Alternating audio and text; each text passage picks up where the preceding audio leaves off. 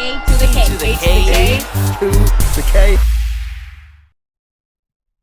Hello one and all, welcome to the A2theK Wrestling Show, where today we are doing Crown Jewel reactions and a bit of a review on our thoughts. Yep. Sorry. Yes, we are, Carl. And what a surprising pay-per-view this was. I know some people just kind of don't watch these out of principle, and I totally get that. Yeah. Sadly, I don't have principles, so I watch it. He's a terrible human being, as am I. So, but this was a really good pay-per-view. It was. Well, it's interesting. Like, let's get into it, shall we? Right. So, it started off with, for me, one of the matches I was most looking for. Maybe you not so much. You weren't super keen on this as such, were you? Well, I mean, as far as big men matches go, I would probably give this one 47 stars. It's funny. You floppy flipper. Floppy flopper. But yeah, so I was surprised when this got announced as the first match. And I get it for Brock. He's probably just gone, if I'm not the main event, I'm going on first, then I'm going home. I get that. It's a good opener. Like, a lot of Brock is a massive draw. You know, he always has been for the Saudi events especially.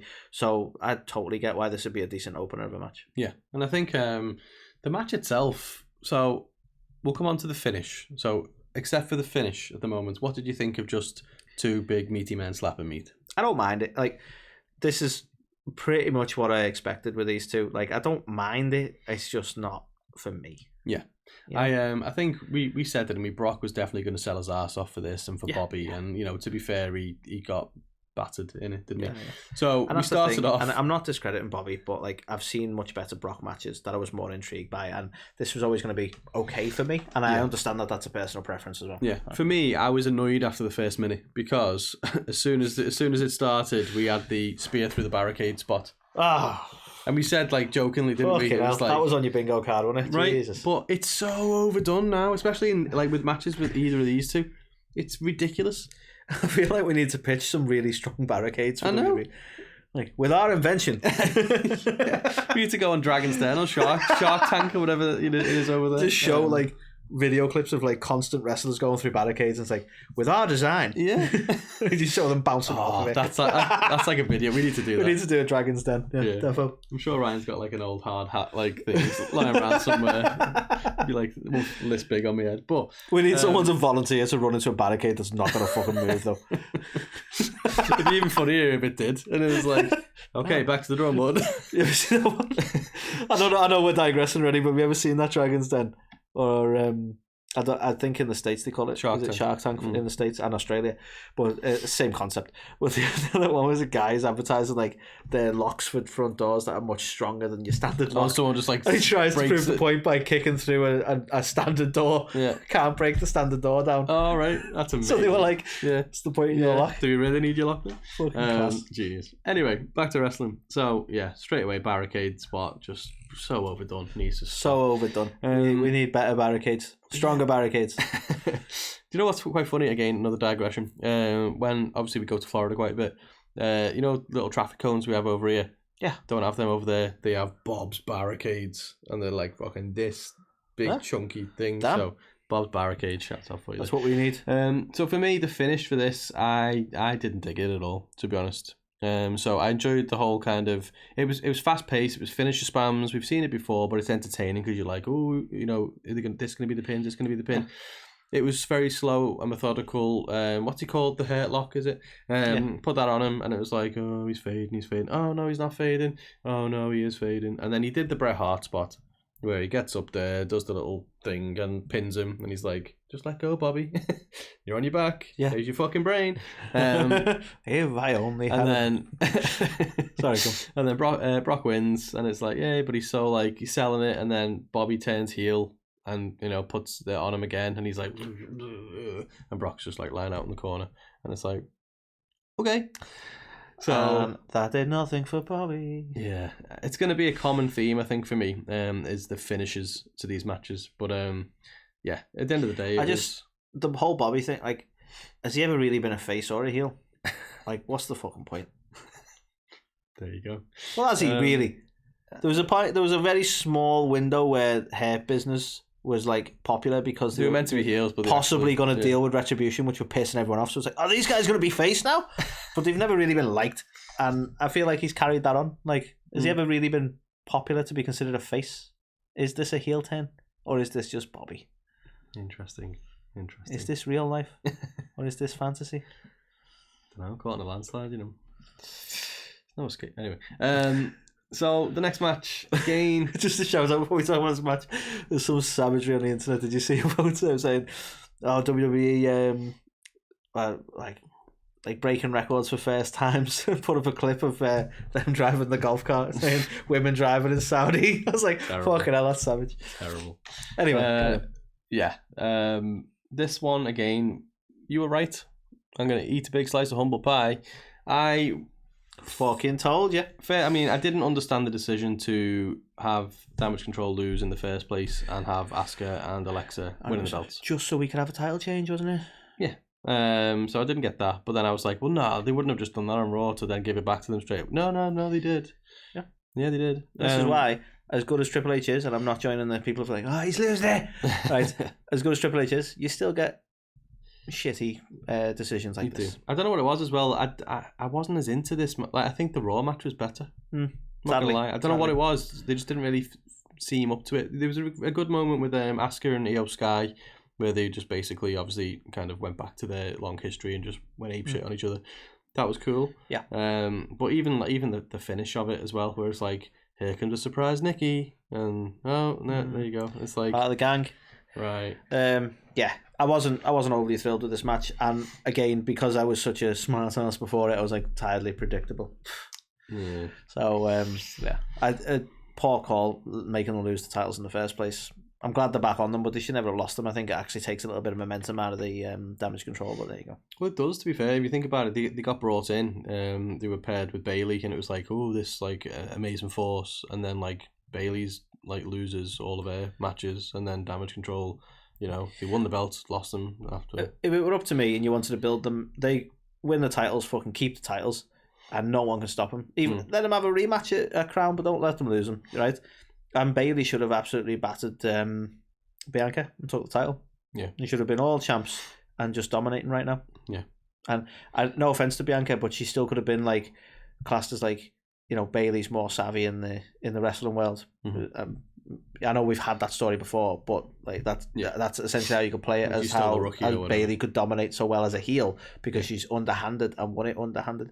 And again, I know we've kind of had it before, but it sort of adds to that whole thing of like Bianca's still a bit green to the business and a legitimate reason why she beat her. I suppose now though as well, with knowing what we know, well, we don't know anything, but so knowing that, like we saw it at Crown Jewel, we've seen it again on Raw since, but with the little Bray Wyatt logo flashes behind Alexa and Asuka, twice on two separate occasions. So that naturally you go, oh, Alexa and Bray getting back together. Subvert expectations. And it's like, is it Asuka? Well, like, you know what I mean? I think it might be, because I think that'll be like the plot twist that everyone saw coming. But it's interesting, to say the least. It is. Yeah, I think you were right, weren't you? Just they've done it to have a title change, and it's a shame it had to be this way. It's a shameful thing. No one told me life would have to be this way. Hey. So the next one again, I'm gonna bitch on the finish, but not the result. Bitching on the finish. That sounds like your slogan. I blame you, because part of me wanted to give Drew the win in the predictions, but I think you convinced me last week that Karrion's definitely going to win again. I feel you should have been able to be strong enough in your conviction. I think you convinced yourself. I think, shut up. I think Carl screwed Carl. All right, Vince. We won't. I was going to follow that up. We will not do that. But yeah, it was, the match itself was okay. I think we all knew Scarlett was going to play a role in the match, which she absolutely did. I think we called maybe she'll handcuff him to the cage or something, and we'll get that. I just wanted the handcuffs. Yeah, you just pictured it with handcuffs. Just wanted a picture. Don't know why. Scarlett with handcuffs. But that didn't happen. But the pepper spray came back out. Now, last time she used it, it cost him the match, and he was rolling around for ages with the towel, and he needed all his help and everything. This time, pepper sprays him and the ref. He's got no help. He was up again in 10 seconds. Yeah, but what they haven't told you, and this is probably poor storytelling on WWE's part, but for weeks now, Drew has been pepper spraying himself to build a tolerance up. Okay. And they didn't tell you that. The ref as well. Interesting. Yeah. Interesting. Yeah. Sheamus has been helping him. Oh, all right. Okay. Tough. Yeah. But you know what I mean though, like stuff like that. It's just isn't it funny that as a combination, like she's pepper spraying him and then Karrion's there with the water. That's helping him. That's it. All his time we've got the wrong end of the stick. Karrion just wants to be Drew's friend. Run, Drew. Yeah, and it's all Scarlet. But yeah, so I think obviously we did all this, and it looked like Karrion did the usual in a cage match, which again is so overdone. The slowest crawl ever to the door. Yeah, just get up, mate. You just walk. Like, why are you crawling for anyway? Get up, walk out. Match over. Crawls over. Takes ages, and Drew somehow miraculously gets up. Pepper spray is worn off in the matter of seconds and stops him. So you're like, okay, and then Scarlet practically hulking up on him. Yeah, so then Scarlet begins to try and lock the cage again and stuff like that. Obviously, the referee's been taken out, so she's going to be the one doing the door. And then Karrion is like, I'll climb over then while Drew's struggling with the door. And then just as he's about to drop down, Drew manages to get out, and he beat him just by a second. Who did this help? No one. What would have been interesting for me, given that Karrion's the heel and the ref's out, is who verified the win? Like, what if Drew got out and she pepper sprayed him again and Karrion threw him back in? So, like, I know thousands of fans have seen that he got out. It's a minor thing. Like the referee would just run down and go, I was watching that on the monitor. No, as well. But how often do they have things where it's like, well, everyone saw what happened, but he still won? How often do they use it logic? would have been a good heel tactic for him to actually legitimately get out, but there wasn't anyone to officiate the win, and he actually screwed him over and then took the win himself. Yeah, that might have been a nice spot. But no, they're doing nothing for Karrion building wise. You know what else? Minor pet peeve, but when you're building Karrion up as like a badass, right? Maybe giant light up fucking hourglass. I know, yeah. Doesn't really convey badass like you think it does. No. I know Christmas is coming and it was a lovely display, but that's fucking shit. Yeah, it wasn't the best, was it? Yeah, maybe you could have splashed him or something. Just fucking pitch him to be Aquaman or something, innit? Yeah, I don't understand this. So I didn't love it, to be fair. Obviously, I'm happy that Drew got the win, but even the fact even that so, what's it for? It was just after the match, there was nothing. There was no aftermath of it all. It was just all that for what? Like, they've just been in a cage match, and it's just like, oh, you beat me. You'd be like, no, you bastard, I'm still gonna take you out. You'd have something, wouldn't you? Yeah. Is that now settled? Because he was like 3 seconds faster. Settled now. So yeah, not good. Yeah. Not good. Okay, keen to get your thoughts on this one, because what a picture you've chosen. It kind of looks like he's doing like an Eddie. Eddie, what's his last name? I was gonna say Goro. That doesn't feel right. From Tekken. Eddie from Tekken. Yeah, when he used to do Muay Thai, Capoeira, whatever. Yeah, he used to play Tekken. You know what I'm talking about. I just got Kingston in my head for some reason because he was Jamaican, and I'm thinking Kofi Kingston. It looked like he was doing the spinny kick moves from Tekken. Anyway. Okay. Let's talk about wrestling. Damien Priest can't do that. Let's talk about wrestling for a while. Go on then. Yeah, what do you think of this? Because I wasn't necessarily super hyped about this match going in. I get where you're going with this, and I do agree on that. Like, I've not been hyped with much of Judgment Day at all, to be honest with you. But this was a significantly better match than I expected it to be. Yeah, I agree. Actually, enjoyable, I dare say. It was, except for Dom, but there's no. You ain't fixing that. You're not fixing that. Again, I think we rightly predicted that Rhea Ripley would be just too much for them, and they needed to find an equaliser, and they've now found one. Anyone who's not seen Raw, and I think again, shout out to SCW, the wrestling channel, because they called that, yeah. Called it. Yeah, Mia Yim is back. I don't quite understand how she fits into the club. Or the original club. No, they kind of just, the way they explained it was like, we needed like the most badass women's wrestler in the world today or whatever. So we got her. Okay, fair enough. Like, if that's your perspective on it, but you were expecting like maybe a Japan connection or an OG. I don't know. That's just someone with a connection. Yeah, I don't think she's ever been connected with the Bullet Club, to be honest. No, but hey, now she is. But it makes sense. It's obviously now they found a way to equalize. Equalize. Yeah, is that the right word? Yeah. So it's interesting. Although, let's look at that though. Do you think Rhea versus Mia is? That's pretty clear. Do you think it's a good matchup? Or are you looking forward to that as a match that will probably happen at some point? I do think we'll get them in singles competition, but I wonder. I don't think it's going to be a War Games match because there's only going to be 2 of them, and it seems like Bloodline are going to be in the men's one, and we've already got the women's announced. But maybe we're going to get a traditional Survivor Series style match with like 4v4. Yeah, maybe. Yeah, they'll do something that way, which I think would make sense. Yeah. I think they both definitely got a lot of talent in the ring. Do you know what I'd like to see, and I think you'd be made up if they do it? Okay. Is they don't keep them separate. It's a Survivor Series match. If Rhea Ripley tags in, she can beat the shit out of AJ Styles. If Mia Yim tags in. WWE notoriously never pulled the trigger on this. Like, she'll do spots with them, she'll never have a match with them, and they've always been a bit shy about pulling the trigger on this. But yeah, fucking do it, man. I think it'd be the best place to do it. Like, she's proved herself as an equal Rhea Ripley, and then Mia Yim's come in and beat the shit out of Rhea Ripley. So she is also an equal, right? Yeah. So I think this could be the time, but that's where I think it's going to go. Survivor Series, traditional 4-on-4. I like it. And Dom.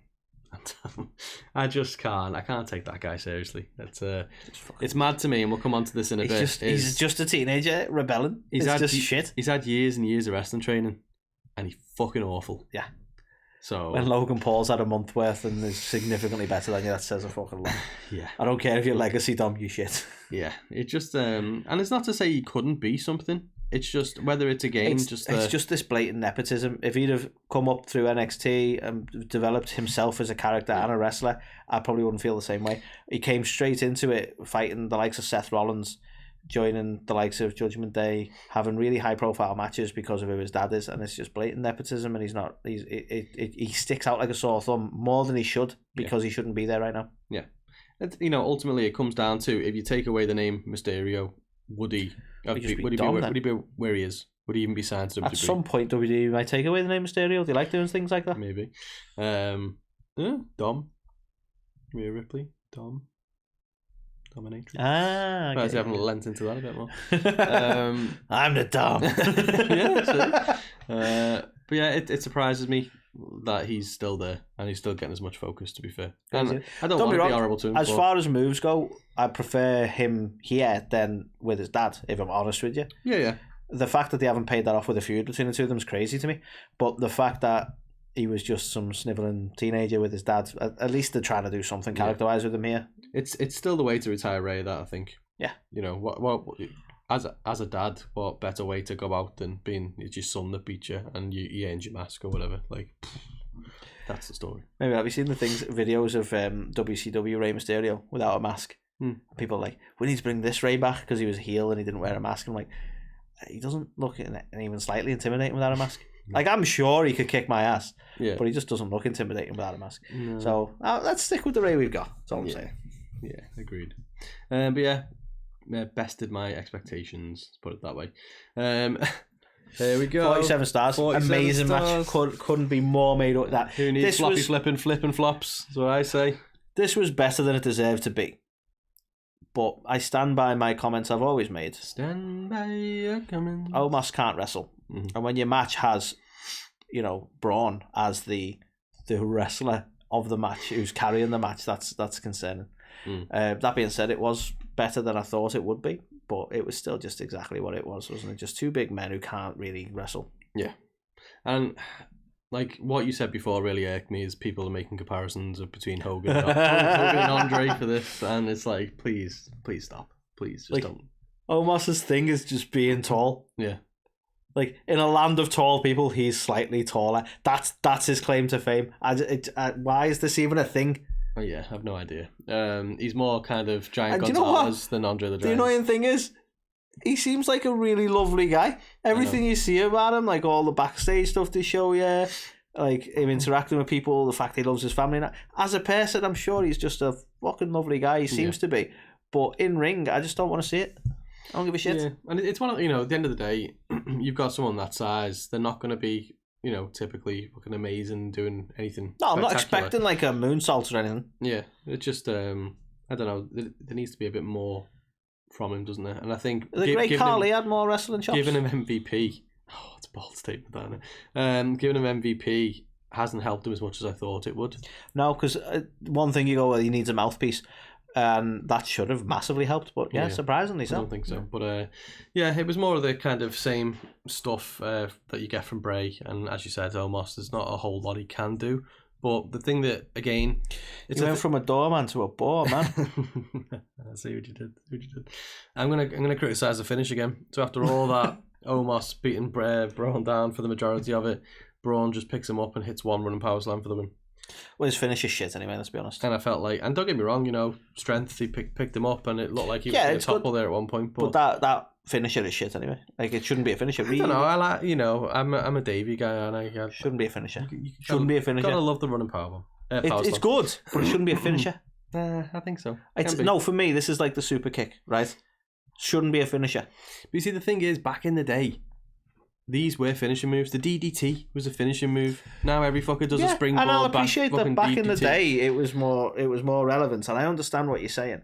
But you wouldn't class the super kick as a finisher today. This is in the same boat. I suppose, but everyone does a super kick. Not everyone does a running power slam. So I disagree. Well, I can't disagree with that comment. Not everyone does a running power slam. Is a running power slam a It's not a finisher. Move? It's not a finisher. So yeah, this match was better than we ever expected it to be. But it was what it was, you know.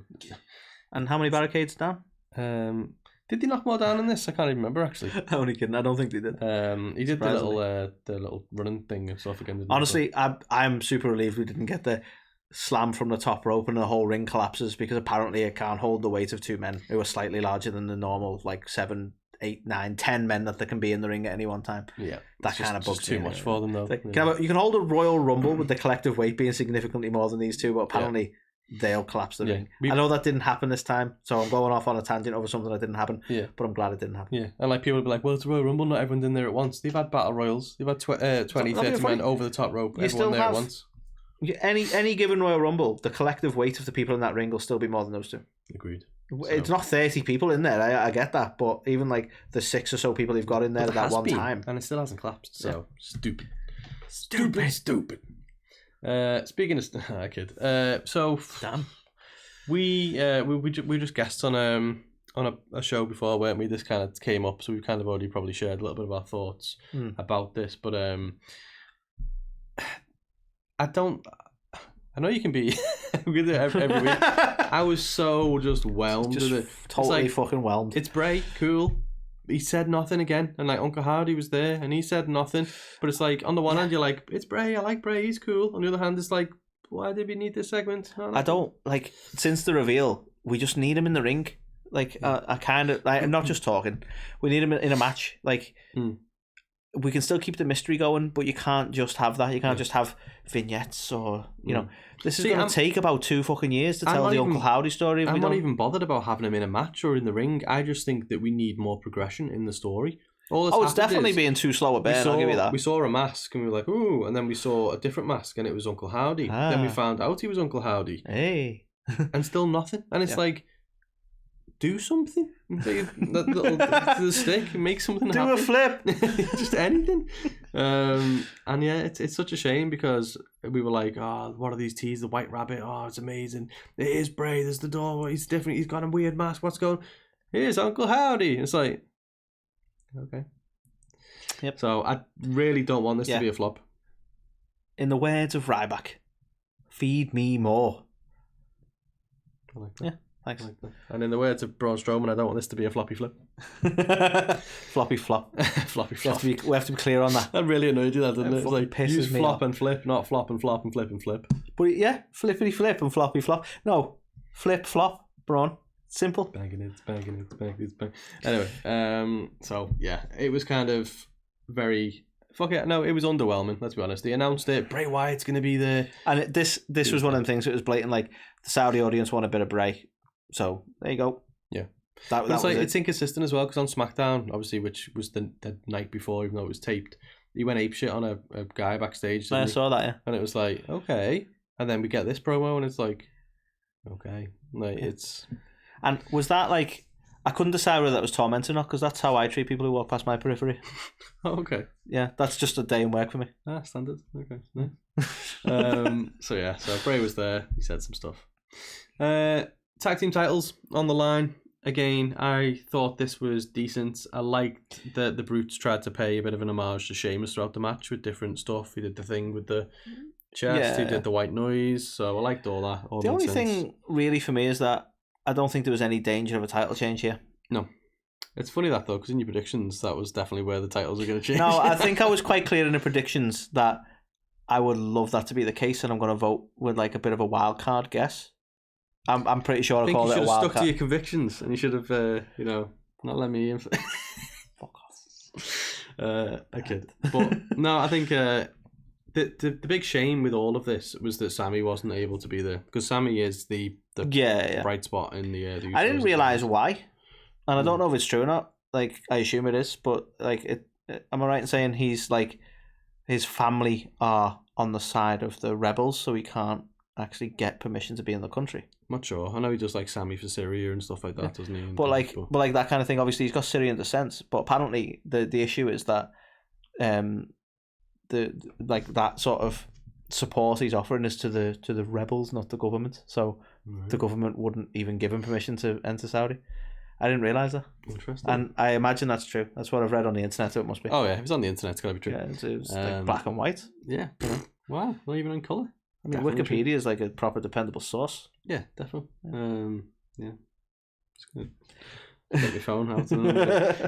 So yeah, it was fine, wasn't it? I think you're right though. Like, I didn't think there was any chance of them losing the belts to these guys, and now obviously we're setting up this thing with the New Day of like, you can't break our record. Probably can. It's like a game. We're getting Usos in the New Day. Like, my God, how many times? This is trouble. We had it way too much.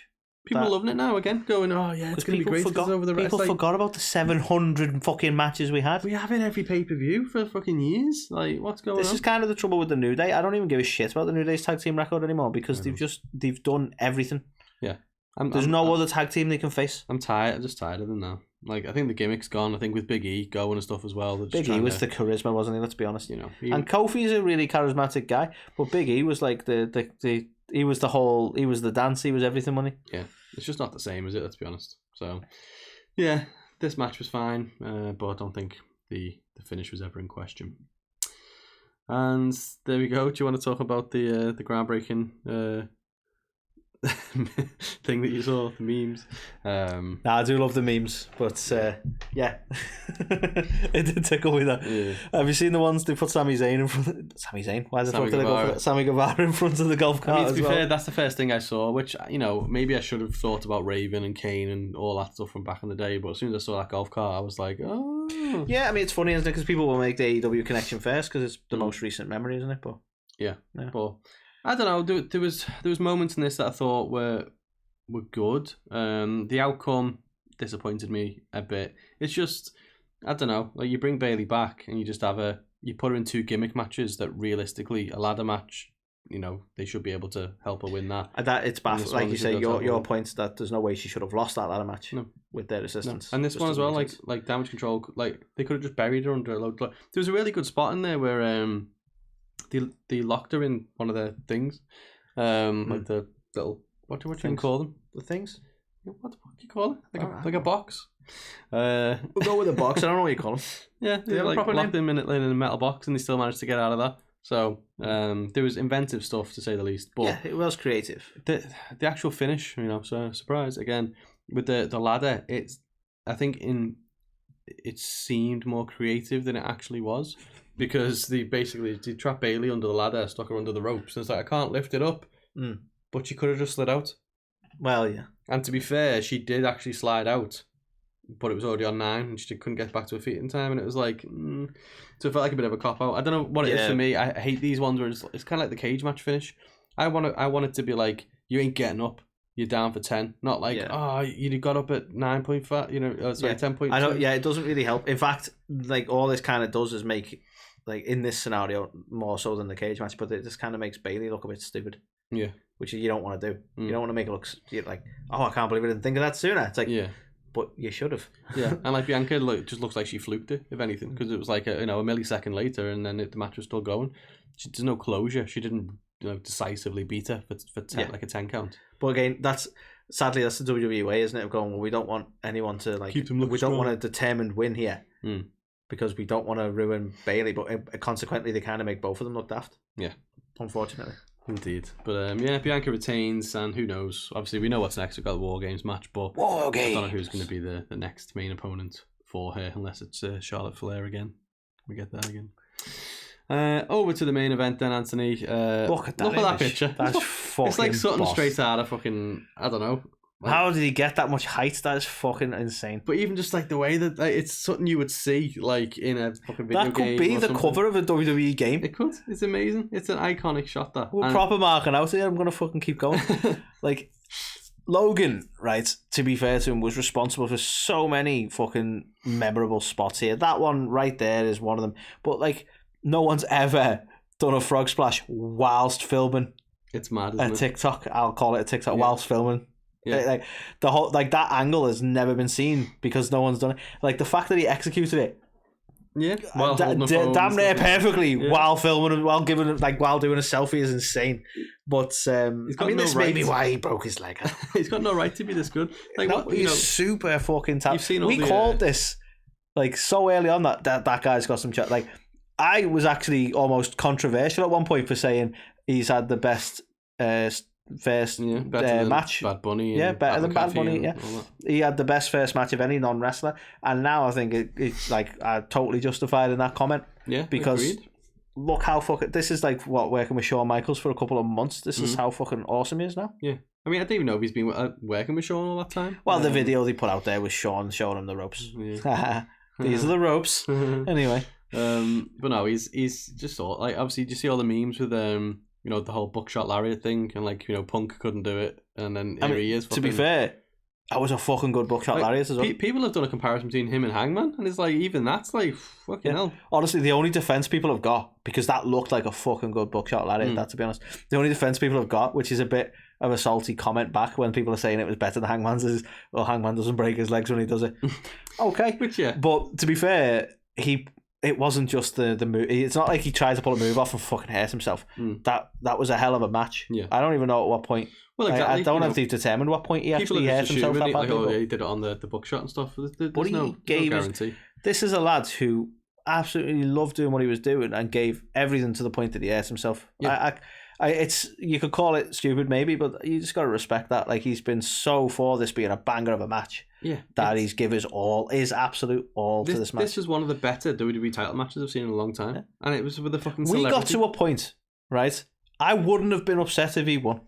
That's what I mean. I went into this match going, no, we can't. No, that can't happen. Towards the end of this match, I wouldn't have been pissed off if that happened. No. He's literally earned that. He's won everybody over, hasn't he? And it's like, it's mad because every time we see him, like I think was it Wade Barrett? It was like he's the best 3-match wrestler I've ever seen. It's like he's better than some of the fucking people who've been there for years. Without a doubt, it's insane. Like, I wasn't even too bothered by the fuckery of like, oh, here come, because you knew it was going to happen. Like, here come solo.to, and here comes Jake Paul, and here comes the people from Logan's podcast. And I don't even mind that all too much, to be honest. It didn't take away from the actual in-ring action of these two. These two worked so fucking well together. Yeah. And massive hats off to Logan Paul. This was fucking brilliant. Yeah, it was so good. And there was like, as you said, there were so many moments in there where you were like, holy shit, they're not. You know what I mean? But like the whole way through, you were just like, wow, this is awesome. How can the Miz bring this guy in and he's already better than him?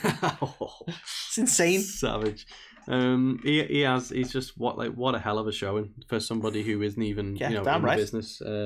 It's mental, to be fair, but I'm just gutted for him that he's got it. Like, you know, I'm not saying that he would have actually appeared again anytime soon anyway, but knowing how good he was and the reaction to it, I think if his schedule would have allowed, would have been like, right, you're in the Rumble or you're at Mania or something, and I hope he can be there.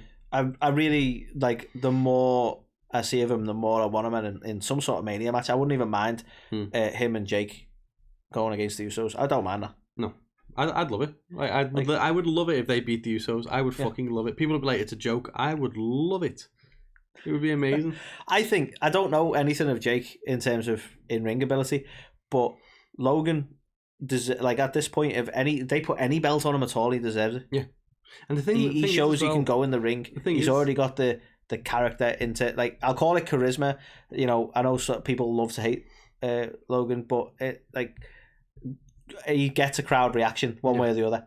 Like, yeah, he could probably do a little bit better on the mic at times, but he is incredibly new to the business. Yeah, it's insane. Like, the thing that excites me as well, and like, well, you know, we'll caveat it, a WWE contract means nothing, but he's contracted. Yeah. It's not like they've just got a one-off. Like, he's got a contract with them to have matches, so we don't know what that means, and they could just go, well, we've come to terms on the release, whatever. I think how old is he? I don't know, 20-something, isn't he? This guy is like he's already a fucking millionaire. Like he come out, I think it was in his first match with a $4 million Pokemon card around his neck. This guy's got like he could retire tomorrow if he fucking wants to. Yeah, of course. But this guy has also got the youth behind him to have a whole fucking wrestling career if he wants to as well. Yeah, of course. Which is insane. I mean, I don't think he will. I think he'll. He strikes me as the type of guy who's very much like, right, I've completed it. What's next? Yeah, and sadly, like I can totally understand that because I am that type of guy. Yeah. I totally get why he's like, okay, I've scratched that itch. I'm done now. Exactly. But can you imagine like if this guy is like he's got the wrestling bug, and like this guy could like I know like you say it probably won't happen, but like look at the likes of AJ Styles now who are in the 40s and still going. This guy's got like bags of time in a lot of senses to like. Jericho turned 52 today. Jericho turned 52 today. So why can't he be doing? But like, imagine the career this guy could have if he wanted it. Yeah, he's shockingly like naturally gifted, naturally talented, and to pick up something like professional wrestling in such a short amount of time and be so freaking good at it. In a way, it's kind of the perfect blend because I think it's fair to say before WWE, you could argue he was a natural athlete. Mm-hmm. Like he got into the boxing world and so on like that, and you could tell like he's a natural athlete. But then WWE or wrestling has got more to it than that because you have to have like the character work and the the storytelling element to it. And all right, we haven't seen as much of that yet because right now he's the YouTuber fighting the wrestler and that's what it was all about. But they did really well. Like the whole setup, even Roman being like, "Why is everyone talking about Logan knocking me out?" Like, and that sort of thing is like, yeah. And we can't keep that story going forever of like, well, he's not even a wrestler, but. Straight away, I'm like, this guy kind of just fits the bill for being a character and an athlete. So it's the perfect fit, isn't it, really? Yeah, he was awesome, to be fair. And I think quite rightfully, he's been, hailed by a lot of the wrestling community. Of 47 stars. 47 stars, yeah. Although with extra floppy flips. So there was that. Do you think Pro Wrestling Tees would bring that shirt down if made a shirt that's 47 stars? Probably, yeah. based on our track record, yes. So we had one up for a day. It was up nice. For a day. Got some, actually, people bought it, but whatever. That's why it got taken down. I know, yeah. What sales? So yeah, a fantastic end to what was a interesting premium live event. I think, from an outcome perspective. It wasn't terrible. The finishes definitely could have done with a lot more work. I just, I don't know who produced them. I'd be interested to see who the producers were per match. But I don't know. It felt a bit. That one guy who just loves barriers being knocked over. Well, yeah. Fucking annoying. Not our barriers though. So yeah, we need to definitely do that. I'm thinking them big fucking concrete things you get on motorways. Yeah, I love it. We'll do that. It's you and me on a motorway somewhere filming some stupid TikTok. Quick! You seen Bowfinger yet? You need to watch Bowfinger. I've not seen Bowfinger. There's a scene with Eddie Murphy where he's got to run across a thing with a load of cars. That would be us, basically, is what I'm saying. So yeah, we'll do what we probably didn't do in the last one, and we'll be like, we did nothing in the last one. I know, yeah, we just left. So we're done. Pro Wrestling TV. If you're not watching us on there, why the hell not? If you're not watching us on there, you're not watching us. Yeah. Unless you're watching us on YouTube, in which case you are. But on Pro Wrestling TV, there's loads of other wrestling content you can watch for absolutely free as well. We mentioned Pro Wrestling Tees. We have still got some T-shirts on there. We do. I joke. We had one taken down. I was upset about it. But we do. We have some Pro Wrestling Tees. If you want to get yourself an A2theK T-shirt with an A2theK logo on it, that is pretty much what we're allowed to put on there at the moment. Yeah. I think we got Whiskey and Wrestling still on there. Whiskey and Wrestling's on there. I like Whiskey and Wrestling. Yeah. Go for that. And obviously Top Rope, happy birthday to them. They just celebrated their birthday this and Saturday. Their store is back online. If you want to buy a keg and celebrate with them, you can. Keg snap.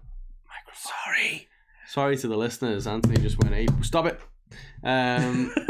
So yeah, you can now get all. They've got different flavors though as well. They've got all the birthday ones. They brought back flying Brian pills. Oh, nice. In keg form as well. So you can get you can still get, I believe, the pumpkin spice ice cream. That's the new one, yeah. The ice cream. It was Halloween related on it, but you can still get it.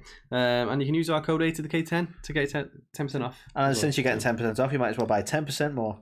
10 crates. Is that math? Kegs. 10 kegs. Did that math? I don't know. Did math? Anyway, as you can tell, think that math is math. I think we are all crown jeweled out. So until next time, bye. Later.